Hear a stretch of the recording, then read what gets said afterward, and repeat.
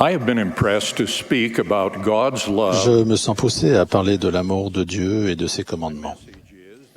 Mon message est que l'amour universel et parfait de Dieu se manifeste dans toutes les bénédictions de son plan de l'Évangile, y compris le fait que ses plus grandes bénédictions sont réservées aux gens qui obéissent à ses lois.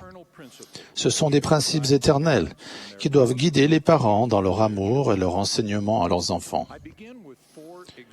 Je commence par 4 exemples connus qui illustrent une certaine confusion ici-bas entre l'amour et la loi.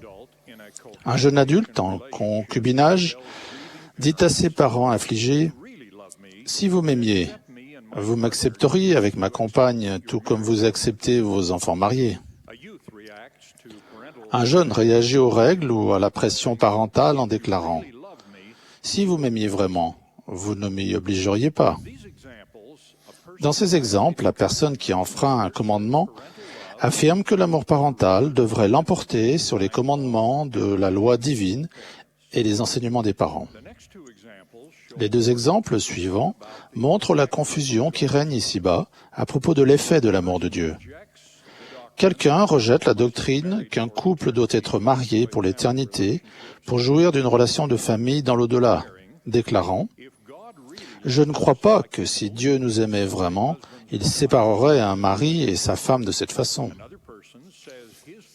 Quelqu'un d'autre dit que sa foi a été détruite par les souffrances que Dieu laisse infliger à une personne ou à une race, en concluant « S'il y avait un Dieu qui nous aime, il ne laisserait pas ces choses se produire. » Ces personnes ne croient pas aux lois éternelles parce qu'elles sont contraires à leur conception de l'effet de l'amour de Dieu. Les personnes qui adoptent ce point de vue ne comprennent pas la nature de l'amour de Dieu ni le but de ses lois et de ses commandements. L'amour de Dieu ne supplante pas ses lois et ses commandements. Et l'effet des lois et des commandements de Dieu ne diminue pas le but et l'effet de son amour. Il devrait en être de même de l'amour et des règles parentaux. Premièrement, considérons l'amour de Dieu, décrit de manière si jolie par président Udof ce matin. Qui nous séparera de l'amour de Christ, demande l'apôtre Paul? Ni la tribulation, ni la persécution, ni le péril, ni l'épée. Car j'ai l'assurance, conclut-il, que ni la mort, ni la vie, ni les anges, ni les dominations, ni les choses présentes, ni les choses à venir, ni les puissances, ni la hauteur, ni la profondeur, ni aucune autre créature ne pourra nous séparer de l'amour de Dieu manifesté en Jésus-Christ, notre Seigneur. Il n'y a pas de plus grande preuve du pouvoir et de la perfection infinie de l'amour de Dieu que celle déclarée par l'apôtre Jean. Dieu a tant aimé le monde qu'il a donné son Fils unique. Un autre apôtre a écrit que Dieu n'a point épargné son propre Fils, mais qu'il l'a livré pour nous tous. Imaginez la douleur de notre Père Céleste de devoir envoyer son Fils subir des souffrances incompréhensibles pour nos péchés. C'est la plus grande des preuves de son amour pour chacun de nous. L'amour de Dieu pour ses enfants est une réalité éternelle. Mais pourquoi nous aime-t-il autant et pourquoi désirons-nous cet amour? La réponse se trouve dans la relation entre l'amour de Dieu et ses lois. Certaines personnes semblent tenir à l'amour de Dieu parce qu'elles espèrent que son amour est si grand et si inconditionnel qu'il les dispensera par clémence d'obéir à ses lois.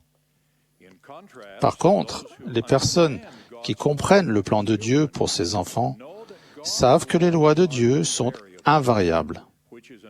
Et cette réalité est une autre grande preuve de son amour pour ses enfants.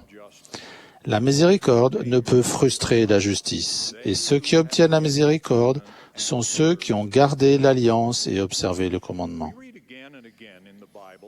Il est question à maintes reprises dans la Bible et les Écritures modernes de la colère de Dieu envers les méchants. On y lit aussi qu'il agira avec colère envers ceux qui enfreignent ses lois. En quoi la colère est-elle une preuve de son amour? Joseph Smith a enseigné que Dieu a institué des lois qui ont permis aux esprits qu'il allait envoyer dans le monde d'avoir la possibilité de progresser comme lui. L'amour de Dieu est si parfait qu'il exige de nous, avec amour, que nous obéissions à ses commandements, car il sait que ce n'est que par obéissance à ses lois que nous pouvons devenir parfaits comme lui. Pour cette raison, la colère de Dieu n'est pas en contradiction avec son amour, mais en est une preuve. Tout parent sait que l'on peut aimer un enfant inconditionnellement tout en étant en colère envers lui de manière créative et déçu par son attitude qui le conduit à l'échec. L'amour de Dieu est si universel que son plan parfait confère de nombreux dons à tous ses enfants, même à ceux qui désobéissent à ses lois. La condition mortelle est l'un de ces dons accordés à tous ceux qui se sont qualifiés dans la guerre dans les cieux. Un autre don inconditionnel est celui de la résurrection. Comme tous meurent en Adam, de même aussi tous revivront en Christ. De nombreux autres dons ici-bas ne sont pas liés à notre obéissance à la loi. Comme Jésus l'a enseigné, il fait lever son soleil sur les méchants et sur les bons, et il fait pleuvoir sur les justes et sur les injustes. Il nous suffit d'écouter pour connaître et ressentir l'amour de Dieu, même lorsque nous sommes désobéissants. Une femme récemment redevenue pratiquante dans l'Église a raconté dans un discours à la réunion de Sainte-Seine. Il a toujours été là pour moi, même lorsque je le rejetais. Il m'a toujours guidé et réconforté par ses tendres miséricordes tout autour de moi. Mais j'étais trop en colère pour voir et accepter comme tels ces événements et ces sentiments. Les plus grandes bénédictions de Dieu dépendent clairement de l'obéissance à ses lois et à ses commandements. L'enseignement clé provient de la révélation moderne. Il y a une loi irrévocablement décrétée dans les cieux avant la fondation de ce monde, sur laquelle reposent toutes les bénédictions. Et lorsque nous obtenons une bénédiction quelconque de Dieu, c'est par l'obéissance à cette loi sur laquelle elle repose. Ce grand principe nous aide à comprendre la raison d'être de nombreuses choses, comme la justice et la miséricorde que l'expiation concilie. Il explique aussi pourquoi Dieu n'empêche pas ses enfants d'exercer leur libre arbitre. Le libre arbitre, notre pouvoir de choisir, est essentiel dans le plan de l'Évangile qui nous amène sur terre. Dieu n'intervient pas pour empêcher les conséquences des choix de certaines personnes pour protéger le bien-être d'autres personnes. Même lorsqu'elles tuent, blessent ou oppriment, car cela annihilerait son plan pour notre progression éternelle. Il nous bénit pour que nous puissions supporter les conséquences des choix d'autres personnes, mais il n'empêche pas ces choix de s'exercer. Si l'on comprend les enseignements de Jésus, on ne peut pas raisonnablement conclure que notre Père céleste aimant ou son Fils divin croit que leur amour supplante leurs commandements. Voici quelques exemples. Lorsque Jésus a commencé son ministère, son premier message a traité du repentir.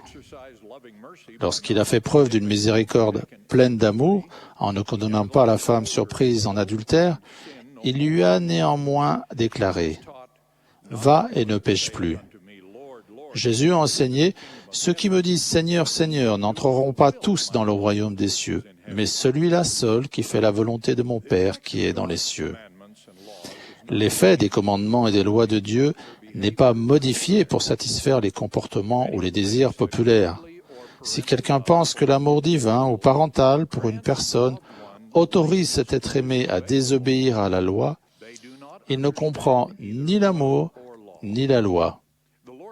Le Seigneur a déclaré « Ce qui enfreint une loi et ne se conforme pas à la loi, mais cherche à se faire sa propre loi et veut demeurer dans le péché et demeure complètement dans le péché, ne peut être sanctifié ni par la loi, ni par la miséricorde, la justice ou le jugement.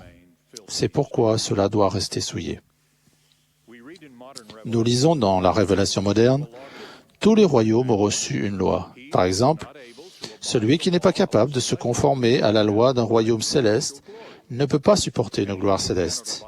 Et celui qui n'est pas capable de se conformer à la loi d'un royaume terrestre ne peut pas supporter une gloire terrestre. Et celui qui n'est pas capable de se conformer à la loi d'un royaume céleste ne peut pas supporter une gloire céleste. En d'autres termes, le royaume de gloire qui nous sera attribué au jugement dernier n'est pas déterminé par l'amour, mais par la loi que Dieu a invoquée dans son plan pour nous qualifier pour la vie éternelle, le plus grand de tous les dons de Dieu.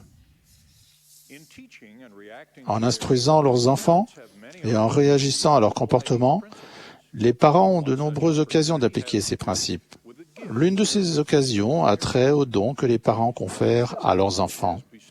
Tout comme Dieu a conféré certains dons à tous ses enfants ici-bas, sans exiger leur obéissance à ses lois, les parents accordent de nombreux bienfaits, comme le logement et la nourriture, même si leurs enfants ne sont pas en harmonie complète avec les exigences parentales. Mais suivant l'exemple de notre Père Céleste, plein de sagesse et d'amour, qui a donné des lois et des commandements pour le profit de ses enfants, les parents sages accordent certains dons parentaux sous condition d'obéissance. Si des parents ont un enfant rebelle, par exemple un adolescent qui boit de l'alcool ou prend de la drogue, ils sont devant une question grave. Est-ce que l'amour parental exige que ces substances ou leur consommation soient autorisées chez eux, ou bien les exigences légales, la gravité de la conduite ou les intérêts des autres enfants à la maison exigent-ils qu'elles soient interdites? Pour poser une question encore plus grave, si un enfant adulte vit en concubinage, la gravité des relations sexuelles en dehors des liens du mariage exige-t-elle que cet enfant sente tout le poids de la réprobation familiale en étant exclu de tout contact avec la famille? Ou l'amour parental exige-t-il qu'on ne tienne pas compte de ce concubinage? J'ai vu ces deux extrêmes, et je crois que les deux sont incorrects. Où les parents fixent-ils les limites? C'est là qu'intervient la sagesse des parents, guidés par l'inspiration du Seigneur. Il n'y a pas de domaine où l'action des parents ait davantage besoin de l'aide divine et ait le plus de chances de la recevoir que celui de l'éducation des enfants et la direction qu'ils doivent donner à leur famille. C'est l'œuvre de l'éternité. Lorsque les parents sont aux prises avec ces problèmes, ils doivent se souvenir de l'enseignement du Seigneur de laisser les 99 brebis dans le désert pour sauver celle qui est perdue. Le président Monson a appelé à une croisade d'amour pour sauver nos frères et sœurs qui errent dans le désert de l'apathie ou de l'ignorance. Ces enseignements exigent une sollicitude aimante et suivie qui nécessite bien sûr des relations aimantes et suivies. Les parents doivent aussi se souvenir de cet enseignement fréquent du Seigneur. Le Seigneur châtie celui qu'il aime. Dans son discours de conférence sur la tolérance et l'amour, Frère Nelson a enseigné « Le véritable amour peut nous obliger à des confrontations courageuses, non à l'approbation. Le véritable amour ne tolère pas d'attitude autodestructive. » Chaque fois que la limite est fixée entre le pouvoir de l'amour et la force de la loi, la désobéissance au commandement a un impact certain sur les relations familiales aimantes. Jésus a enseigné « Pensez-vous que je sois venu apporter la paix sur la terre? Non, vous dis-je, mais la division. Car désormais, 5 dans une maison seront divisés, 3 contre 2 et 2 contre 3. Le père contre le fils et le fils contre le père, la mère contre la fille et la fille contre la mère. » Cet enseignement qui donne à réfléchir nous rappelle que si les membres de la famille ne sont pas unis pour s'efforcer de respecter les commandements de Dieu, il y aura des divisions. Nous faisons tout notre possible pour éviter la détérioration des relations aimantes, mais parfois elle se produit en dépit de tous nos efforts. Au milieu d'un tel stress, nous devons supporter la réalité que la rébellion de nos êtres chers va porter atteinte à notre bonheur. Mais elle ne doit pas diminuer notre amour mutuel ni nos efforts patients pour comprendre ensemble l'amour de Dieu et ses lois. Chacun de nous doit enseigner clairement et prier sans cesse. Je témoigne de la véracité de ces choses qui sont la doctrine du Christ, de qui je témoigne au nom de Jésus-Christ. Amen.